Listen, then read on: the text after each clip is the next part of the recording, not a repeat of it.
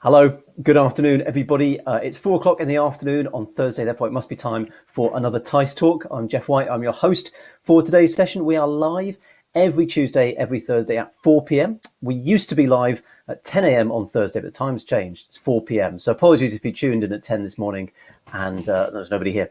But yes, it's great to see everybody back. Thank you to our returning viewers. Hello to anybody who's joining us who is new. If you like what we do here at teissTalk, do spread the word. Get your friends, your family, your colleagues to join us. We are discussing all of the key topics in cybersecurity in our 45-minute sessions. They are all pre-recorded. You can always catch them on the internet.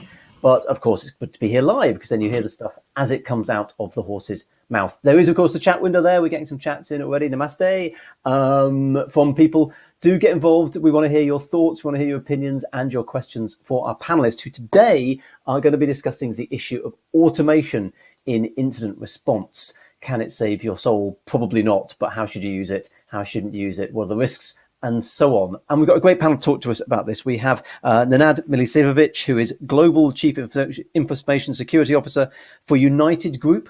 He'll tell you a bit more about what they do when he comes on later on. We've got Israel Barak, who's Chief Security Officer at CyberReason, obviously cybersecurity company known to many of you, I'm sure, who'll be joining us a bit later on. But for the moment, I want to kick this off by welcoming our first guest, who's Vicky Gavin. She is Head of Information Security and Compliance at Kaplan International. Is going to be joining us to talk a little bit about cybersecurity background, but also to talk about the automation issue and other things that have been in the news. Good afternoon, Vicky. How are you doing? I am well, Jeff. Nice to be here today. Indeed, indeed. And how have you been keeping during lockdown? You UK based, I presume. How have you been keeping during the latest release from lockdown? I am UK based, and I'm kind of used to this by now. And I think I'm in the camp who I don't really want to go back to the office. For me, it's been really interesting because I actually started my job with Kaplan during the lockdown. Right. And it's a very different experience joining an organization and never having been face to face with anyone. Yes, exactly. Well, that's interesting. So you're not itching to get into the office and meet your colleagues face to face and sort of, get FaceTime with them? Well, it would be nice. I've got to say, on the few occasions when I have met people offline who I've only ever met online, I'm always surprised at how tall they are. Because on the screen, everybody's the same height as me. That's true, isn't it? You finally get to meet, but yeah. And I find people, when you meet them sort of face to face, they everybody comes across differently face to face to how they do online. There's people who I've met on Zoom calls who seem very, very formal, and you meet them and they're kind of gangly and they just come across completely differently, in real life. Yeah, it is. And I think the next few months are going to be a real eye opener. Yes, yeah, definitely. Before we get started, tell us a little bit about Kaplan International, because it's a name maybe people have heard, maybe people haven't. But what's the company? What do they do? How big are they? So Kaplan International is huge. We are, as the name implies, a global organization. We deliver a variety of educational experiences in the language area. So whether it's English, French, German, Spanish, and I know I'm forgetting another language in there. We have various courses, training programs, pathways, etc., to help people achieve what they want to in life. Yeah, indeed. And so that's interesting. So normally the business model's been send people overseas so they can learn, languages in the country. I presume. What was it like then joining during lockdown? Because the business must have been changing quite a lot during your time when you joined, right? Well, as you can imagine, we very quickly moved online and started delivering language learning online. I won't lie, it did impact the business because a large part of the business was bringing people on experience sessions where you'd have an immersive language experience, come to London, go to the theater, go out to restaurants, use language in a vacation setting, if you will. And obviously that hasn't been happening. But we also do an awful lot with universities where we help non-native speakers learn language well enough to be successful at university. So often students don't do so well on the language tests when they're learning in an alternate language. And we provide a year of a pre-university study that gives the student a pathway into the university, assuming they get the necessary grades on the intro year. So all kinds of different things. We do summer camps in Europe for kids to learn second languages, and you name it, we do it. Yeah. And that's interesting then. So obviously with the shift online, your role at Kaplan will have become, somewhat more commensurately, more critical, I suppose. Was it that you were looking and applying to Kaplan and getting on board anyway, or was it as a result of Kaplan's shift towards more online stuff that they got you on board? How did that work? It was definitely the latter. Kaplan, I didn't join Kaplan until last September. So the pandemic had hit. The rush to move things online happened before I got there. And with those changes came the need to beef up information security and IT risk. I see. Yeah, that makes a lot of sense indeed. And yeah, actually, we've had quite a lot of guests on the program who've joined during lockdown. It's always an interesting experience. Yeah, good stuff. What's interesting. So we're going to be chatting later on about the automation stuff. But I think it would be remiss of us not to tackle this week's big news. I think we've got an article that we're going to discuss now, which is obviously about Kaseya and the Kaseya breach, which I'll be interested to hear our audience's take on this one, to see what they think about this and where we're at with it. So this was, the trying to keep up with this is a rolling kind of story, but the last we heard, I think, was Kaseya taking down bits of its infrastructure as a sort of a precaution to prevent possible side infections, possible further infections, and so on, and trying to sort of manage the bringing back up of that kind of infrastructure. I'm interested, Vicky, I'm not going to ask, whether you guys use Kaseya or not, but in just hypothetically, if you had a thing like that, a piece of kit in your network that was like that, if the company did get breached, what kind of checklists, what kind of things would you want to be satisfying yourself about before you turn their kit back on in your network? So in general, I don't have a lot of checklists. The problem with checklists is that you take your best guess at what something's going to look like and plan for that. And across all my years in working in security and business continuity and so on, the one thing I have learned is the incident you have is never the one you were expecting. And if you're dependent on the incident being the one you were expecting, and you go through that list, you find that half the tasks you were planning to do aren't going to fit. It's still important to do that planning. You need to think through the kinds of things that can go wrong. But ultimately, your response to an incident needs to be much more fluid than that. In fact, crisis comes from a Greek word called krino, which means to decide. Oh. And that is the actual key skill that an individual has to have in order to manage through a crisis. Because the one thing that you can count on in a crisis is that you will not have as much information as you want, and at least half the information you have is incorrect. And you still have to make decisions, and you still have to move forward. And your playbook is, it's a great starting point, but once you're off the block, it's seat of the pants. Yes, yeah. I forget which, there was a boxer, and I cannot remember the name offhand, but had that great quote, which is that everybody has a plan until they're punched in the face. Yeah, one of my favorites. He and it's so true. I mean, we all, and whether it's sport or boxing or good or bad, everybody starts out with a game plan. But you can't stick to the plan. Yeah. If the stuff happening around you isn't what you were expecting. Indeed. Just go. Oh yes, Paul McCallum has corrected me there. It was Mike Tyson who came out with that quote. Thank you for that, Paul. And apologies. I think my internet connection went strange there for a second. So apologies if you lost me for briefly. The curse of working from home. But that's interesting, Vicky. I mean, going back to examples like Kaseya, as I say, you have a situation where there's a breach. The company tells you about the breach. At that stage, what was interesting I found in the Kaseya response was they said, look, we are here on the end of the phone if you want to reach out to us and be reassured. Is that something that you'd be looking to do if there's one of those breaches before, as I say, before reinstalling or rebooting their kit in your infrastructure? Would you want to be, would an in-person conversation or chat to them actually help? Or are there more technical ways that you would go about working out whether to re-enable their stuff?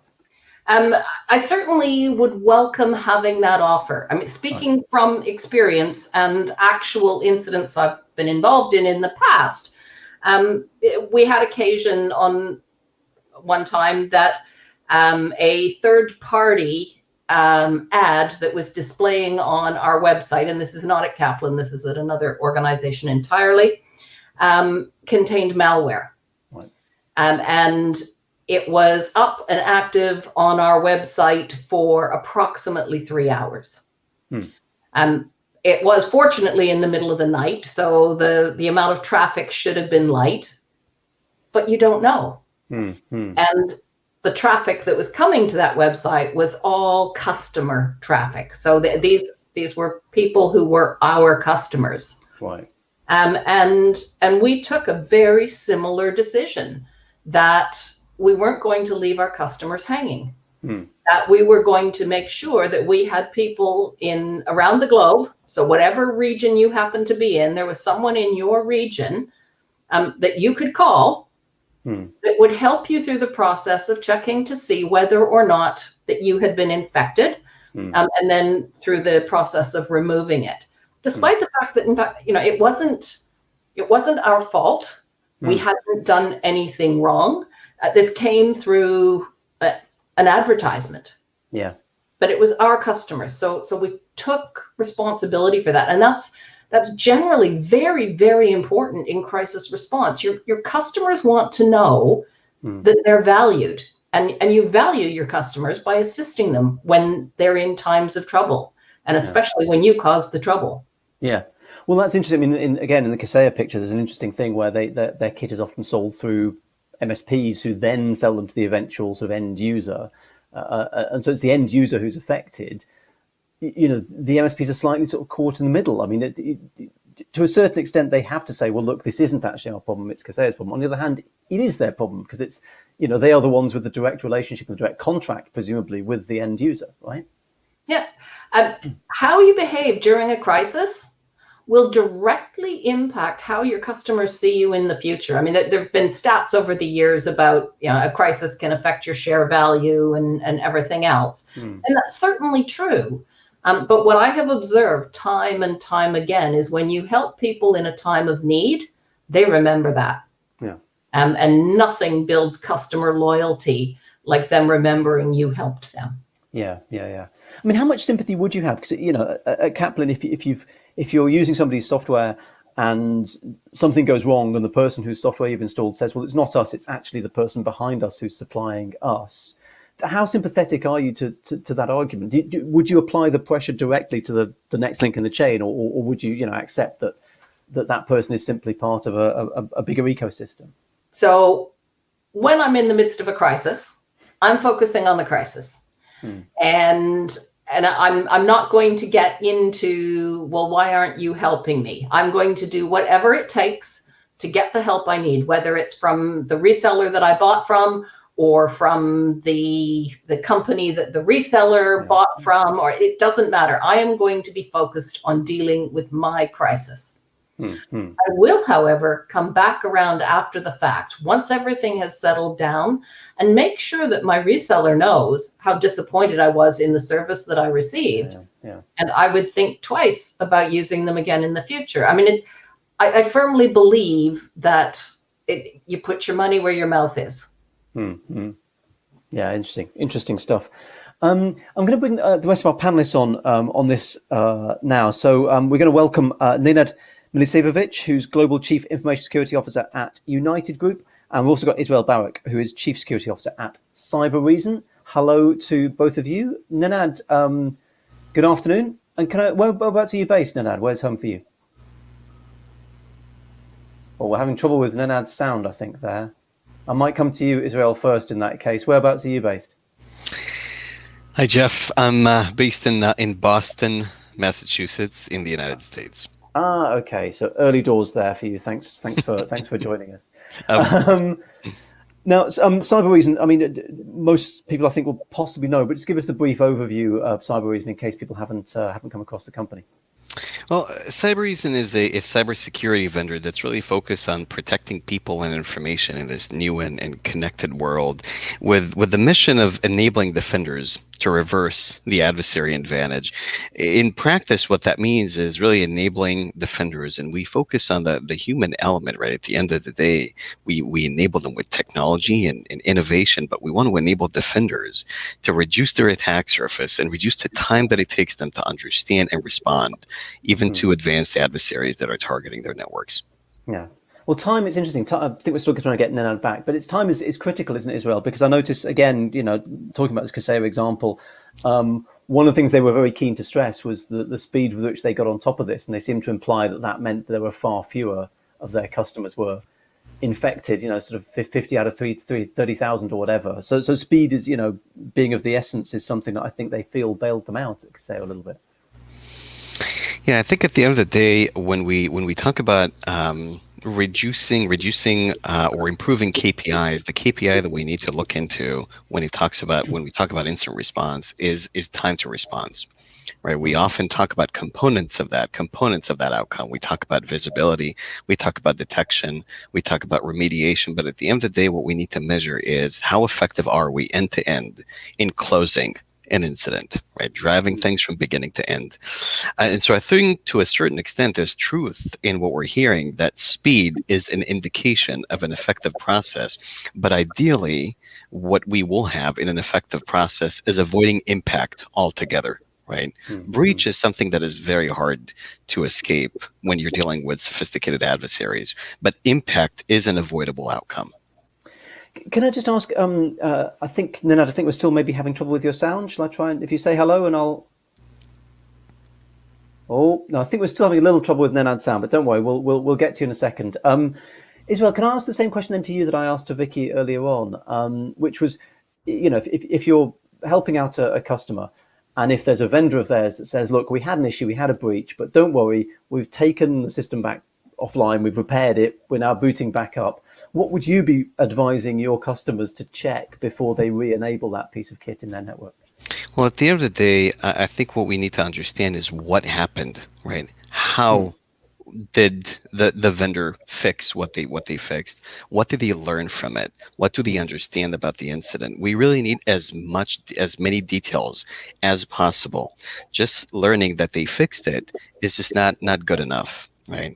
We need to, we want to take our fate in our own hands. So we want details is really key here. What happened? What was the root cause? How it happened? What do we know about the incident? What are the indicators? What are the TTPs of the attacker? How can we search in our environment proactively? Right. If we were impacted, and to what extent, right? And then what were the actions that you took to reduce risk? So details is really key in those cases, and transparency is really key in those cases. And that's interesting because, Vicky, that comes back to your point that you're making, that a call to the organization would be good, but presumably if the organization can say to you on that call, here's our information about what went wrong, here's what we've done, the more clear they can be and the more information they can give, the more confidence you're going to have in that supplier to kind of re-enable them or recommit them. Absolutely. I would also ideally like to see some evidence. In God we trust, all other cash. You can only go so far with trust. There are tools out there that you can use to look, depending on the supplier, obviously. I mean, it probably wouldn't work in the Kaseya case, but depending on the supplier who has been breached, there are tools that you can use to assess whether or not their cyber posture is solid or if it still looks pretty dodgy, or you know, and you can even ask the supplier themselves for some kind of proof that they are in fact fixed. Yeah. You've been, as I understand, you said that you were doing this at Kaplan. You were trying to get a sort of security posture, sort of audit all of your suppliers. Is that right? That you're trying to go around and make sure and trying to work out? I am. Now I've only been there for a short while, so this Come on, Vicky, get cracking. You've been in there months. This is still a work in process. But embedding cyber posture testing into the vendor selection process is the first step that I've made. So when we go out to compare vendors, their cyber posture is one of the key things we look at. And if cyber posture doesn't achieve a certain level, we will avoid using that supplier. We will gravitate to the more secure suppliers that are available. Yeah. We're also looking at using cyber posture as part of the ongoing supplier management cycle and making sure that it's part of the conversation by embedding cyber posture scores into contracts as we sign them, so that we have a defensible position that we can have a discussion around. And presumably that's a sort of an evolving thing as well. I mean, you, at the time you sign the contract, you've got to be quite careful what you put in the contract. 'Cause at the time you sign the contract, something might be state of the art, but things move on. You contractually, presumably, there's a certain amount of work you've got to do to make sure your contract can move with the times. And that's the nice thing about measuring cyber posture, is that the measurement behind the scenes is evolving with technology and with what the hackers are after today. And so by saying, well, I expect a score of 80 or higher, it doesn't matter if the technology is changing, as long as you're staying on top of it and managing your vulnerabilities and you're doing your patching and all of the things that need to be happening, then you'll maintain that score. Yeah, interesting. Yeah, interesting. So they want to keep up with the contract at the same time. Yeah. Israel, can I come to you then on that? Because Kaseya, there's talk of sort of 0 days being used to make that breach happen. I'm always sort of slightly skeptical of that kind of stuff. But to what extent can companies like Kaplan and other companies really audit their suppliers? How easy is it to make sure that there's nothing lurking in the recesses, in the darkness that might catch them out? Yes, of course. So I think there are a couple of challenges when it comes to auditing, right? I think one of the first questions that we need to ask is, we understand that no one is immune. There's no one in this world that is immune to breaches, right? No matter how good our security is, there is no such thing. And so we need to assume that part of our supply chain will be susceptible and will end up getting breached and may serve as an initial access vector into our network. And we need to take mitigation actions to understand what is our plan when something like this happens. Okay? One of the I think Kaseya is one example. We saw an example just a couple of months ago. Another example for this was SolarWinds, and there are a couple of challenges with detecting that type of situation. The first challenge is that organizational procedures are very often geared towards excluding these systems from the ongoing monitoring. Right, there's an assumption that what these systems are doing is legitimate. Right? So what you often see is that a lot of organizations, even if they have the best-in-class security tools, they exclude these different tools from the detection and the protection of their security tools. These tools, especially ones that do broad spectrum management operations and administration operations in the network, can actually trigger a lot of security tools, right? And so security teams end up excluding them. They assume that they're good. Right. We saw that in the Kaseya case. One of the original recommendations of a lot of vendors to potentially impacted customers or organizations was stop excluding Kaseya processes. That was the same case for SolarWinds. A lot of these processes, I can tell you that as a vendor that offer IR services, we were involved in multiple IR cases in the SolarWinds attack. And then what we found is that a lot of organizations had security tools that could have detected that situation.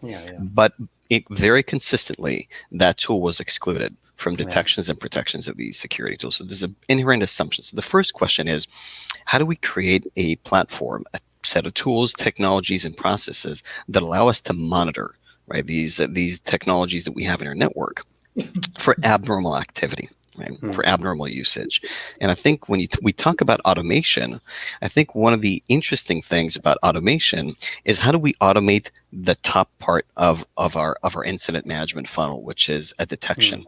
How do we create a situation where we become better? We better enable our defenders to understand when something is going south, even with a piece of software that we think is completely legitimate. I think it's a very, very interesting area of automation.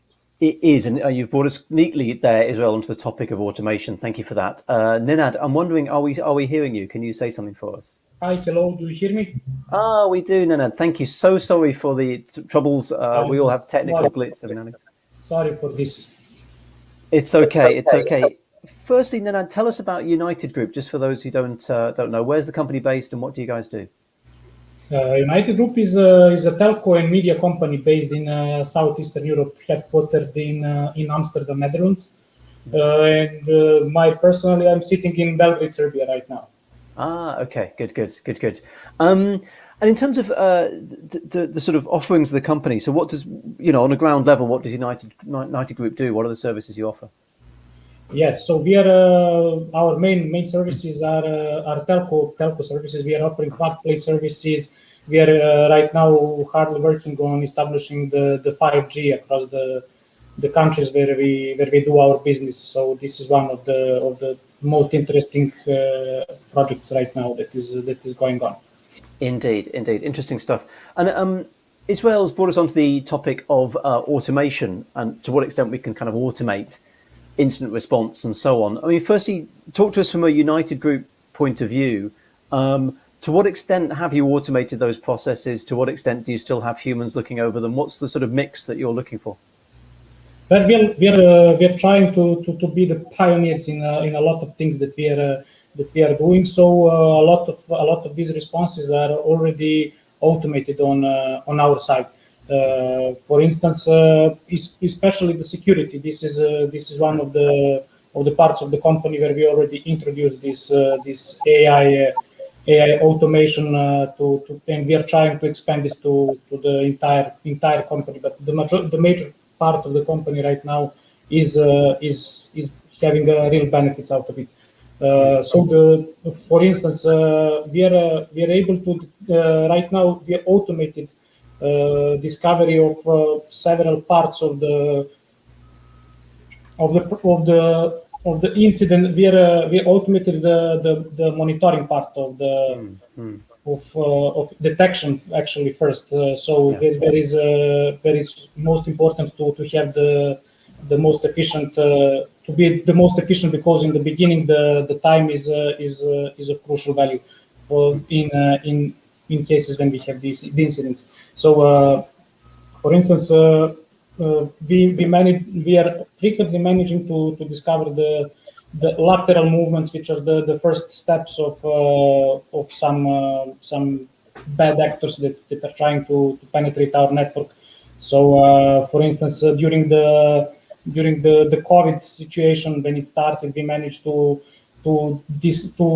cut off in initial phases the attacks where the adversaries try to steal the company's data. So and it really helped us to reduce the noise of remote working activities. When a lot of people are accessing from the outside, it's really hard to distinguish what should be happening, what should be occurring within your network, and what are these anomalies that are very rare and we need to pay attention. So it's basically impossible for human to do this, to spot this by himself, because there is a really big noise out of activities across the network. Interesting. Thanks for that, Nenad. Can I come to you, Vicky, on this? Because I mean, the topic we're discussing, just to be really specific about it, is automating incident response. And Nenad's talked about some interesting aspects of the incident response side, but also often people focus on automating detection. When it comes to the actual response to an incident, I mean, you're not just head of InfoSec, you're also compliance as well.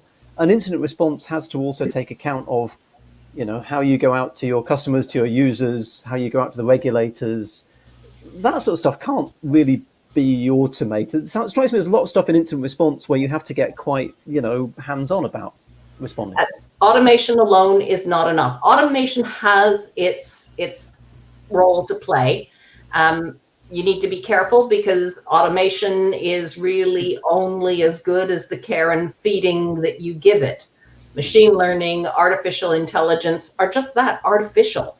And over time, the statistical analysis that you performed to decide on what was normal and what was not normal changes.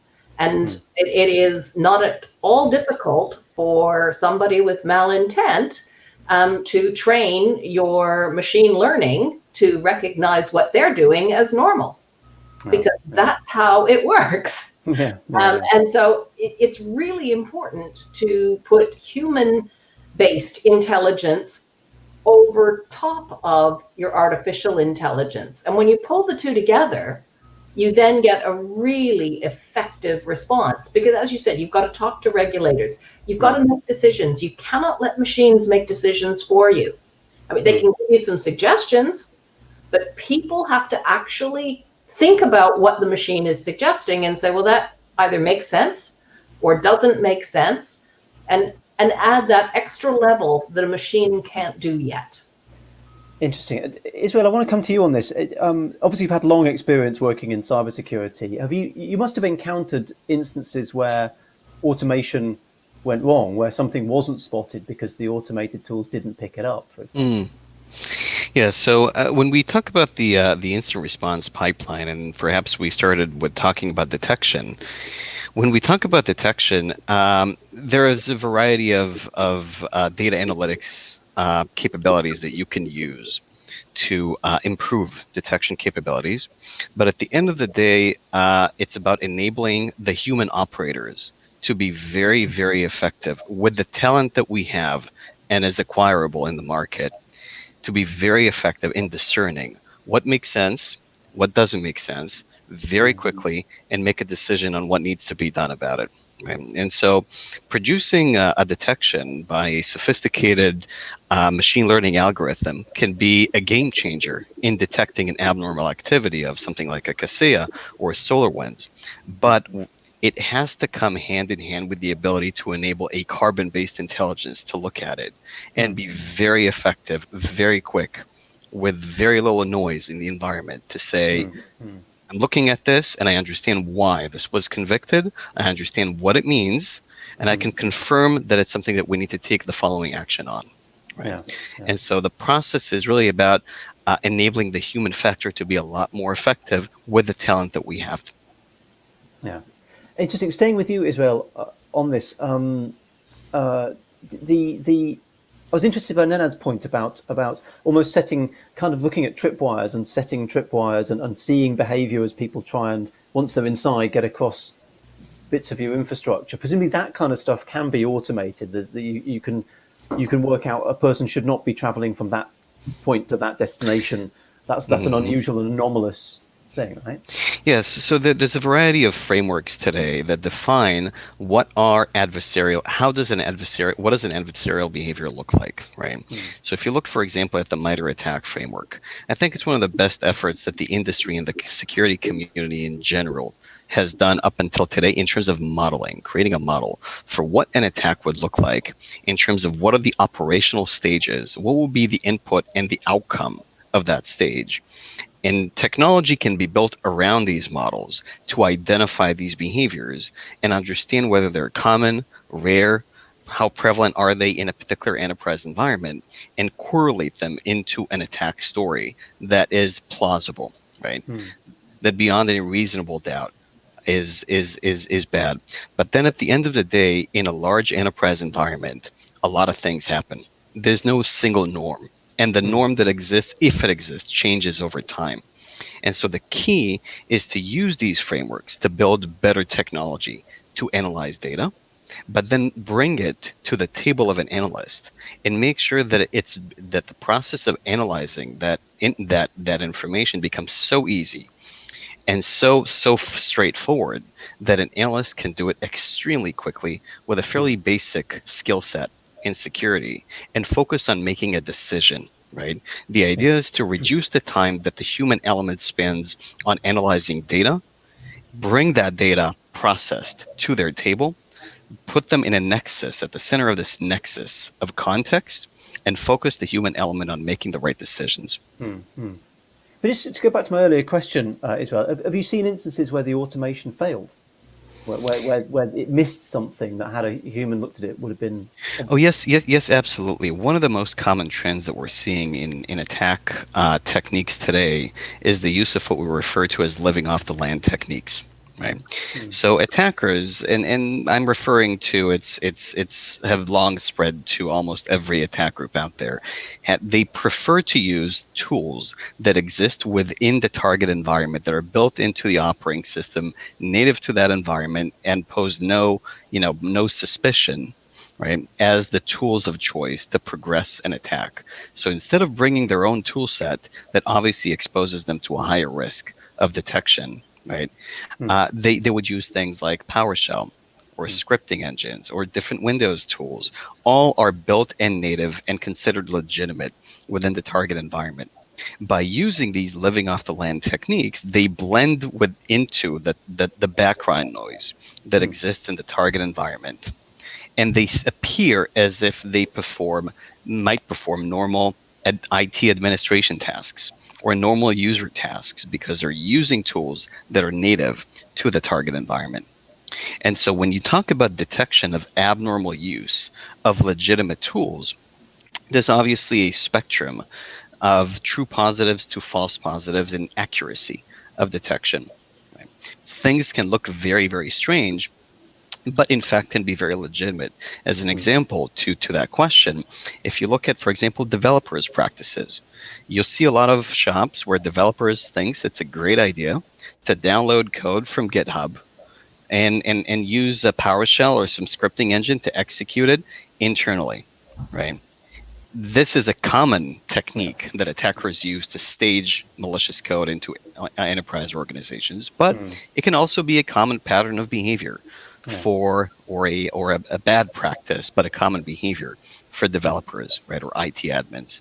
So automation can help us discern legitimate from non-legitimate, prevalent from non-prevalent to a certain extent, but enabling the human element to understand when what they're looking at is more likely to be a true positive versus a false positive is a key element in implementing automation. Yeah. Interesting stuff. We've got some interesting comments actually coming from our audience. Scott said, to quote someone from Microsoft, he thinks artificial intelligence is neither artificial or intelligent.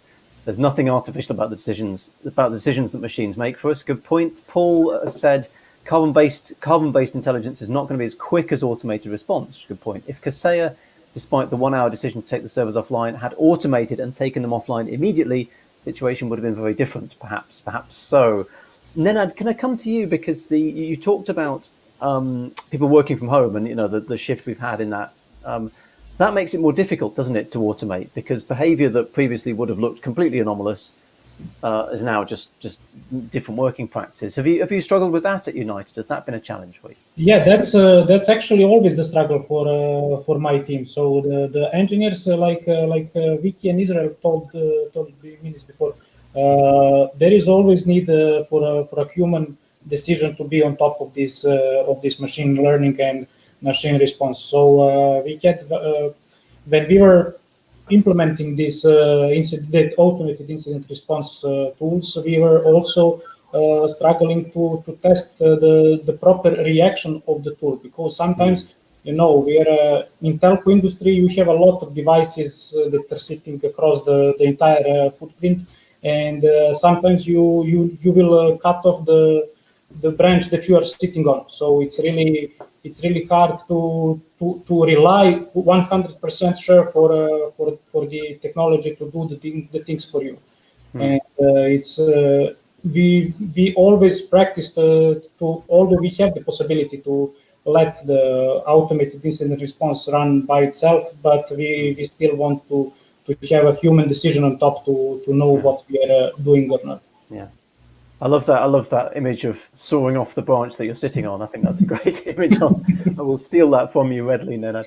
Vicky, can I come to you on this? Because I don't know how. I mean, Kaplan is a large organization, but I presume you don't have many people, available to throw at incident response. Is that the issue? Sometimes do you just have to think, well, I've got X number of people, automation will take some of the load off them. Is there a juggling goes on between numbers of people you've got and amount of automation that you turn on or off? Do you see what I mean? Certainly that figures into it. You obviously, if you don't have as many people as you'd like, and quite frankly, most of us don't, you have to rely more heavily on automation.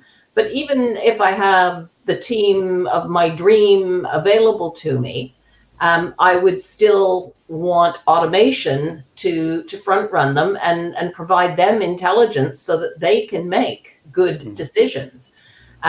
People can't go through logs. I still remember some years ago now, I won't say how many, a lady that I worked with, her job was to review the logs. And every morning she had delivered to her desk a stack of paper 2 feet tall.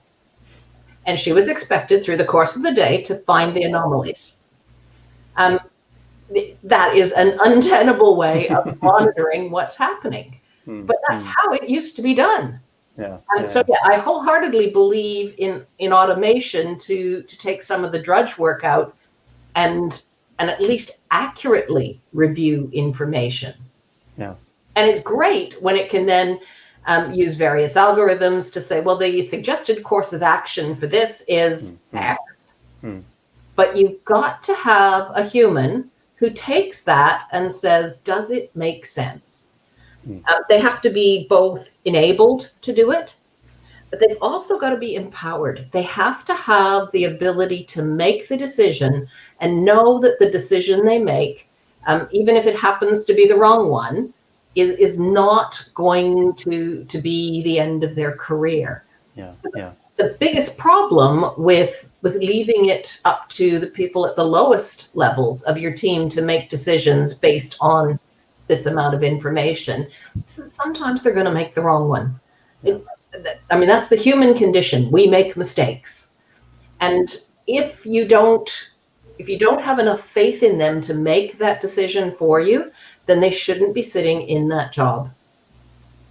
I think that's a really good point, and one that often gets missed out in terms of discussions about automation and AI. Is we talk about the AI getting it wrong. There's a certain amount of acknowledgement, I'd hope, that human beings get it wrong as well. Israel, I want to come to you. We're just running into the final minutes now, but you came up with quite a useful analogy when we were talking about this before about to the right of the bang and to the left of the bang. So when an incident happens, you're dealing with it, happening in real time to the right of the bang. But prior to something going wrong, there's all of that sort of detection work.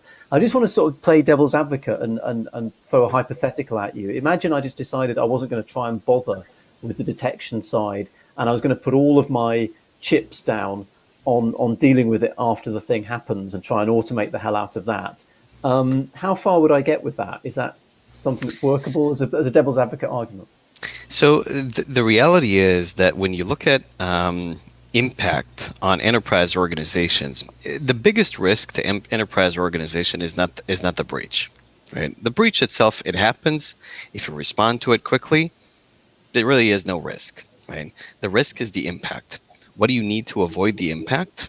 You need time, right? What does it mean, time? You need to find the thing quicker, in its life cycle. If you let it go and you wait, you'll actually see the impact a lot, a lot faster than you can respond to and contain to. Let's look at an example.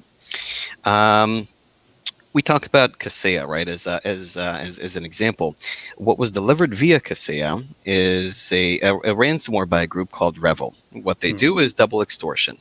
What does double extortion mean? They gain initial access into an organization. They then spread within that organization very, very quickly. And on every machine that they get to, they steal all the data that they can find, right? All the user credentials that they can find. And then they continue onwards and onwards into the organization. Only when they're done spreading and they've exhausted that capability, then you'll see the ransomware on the organization. So you can, if you want to wait until you see the ransomware, and then try to respond to it, the reality is that a huge portion of the impact had actually already happened, and you've missed that, right? And so the key here is, how do we dramatically reduce our overall end-to-end mean time to response from the second the perimeter is breached until the moment we're able to completely contain and remediate the issue. Interesting stuff there. Yeah, lots to chew on in that. I'm still getting my head around a lot of that stuff. But listen, I want to thank our panelists. It's been a really interesting discussion. I hope we've managed to sort of focus it on the correct bits. And obviously just fascinating to be talking about the Kaseya example, which just sort of runs and runs. I want to thank all of our panelists. I want to thank Vicky Gavin, who's Head of Information Security and Compliance at Kaplan International, Nenad Milicevic, who's Global Chief Information Security Officer at United Group BV, and Israel Barak, of course, who's Chief Security Officer at Cyber Reason. I want to thank all of our attendees. As I say, do spread the word. We'll be talking about all the key topics here on teissTalk next week. My co-host Jenny will be talking about, hang on Tuesday at 4, winning budget. Winning budget as a CISO for 2022 and beyond. A very important topic and close to a lot of people's hearts, I think. So do tune in 4 o'clock on Tuesday for that. I'll be back next Thursday with another teissTalk session. Have a great rest of the week. And if you are an England supporter, best of luck to all of you on Sunday. Frankly, I don't care either way, but I seem to be running counter to the entire country at the moment. But I understand it's a big thing for you guys who like football. So good luck on that. And we'll see you at another teissTalk soon. Thanks to our panelists. Thank you. Cheerio. Thank you for having us, Jeff. Thanks. Thank you.